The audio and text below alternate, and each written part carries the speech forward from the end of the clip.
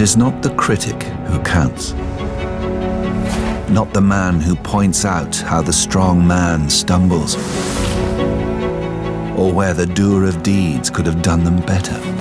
The credit belongs to the man who is actually in the arena, whose face is marred by dust and sweat and blood, who strives valiantly, who errs, who comes short again and again,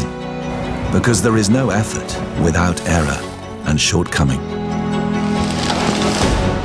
but who does actually strive to do the deeds, who knows great enthusiasms, the great devotions, who spends himself in a worthy cause, who at the best knows in the end the triumph of high achievement, and who at the worst, if he fails,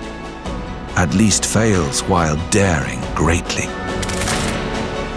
so that his place shall never be with those cold and timid souls, who neither know victory nor defeat.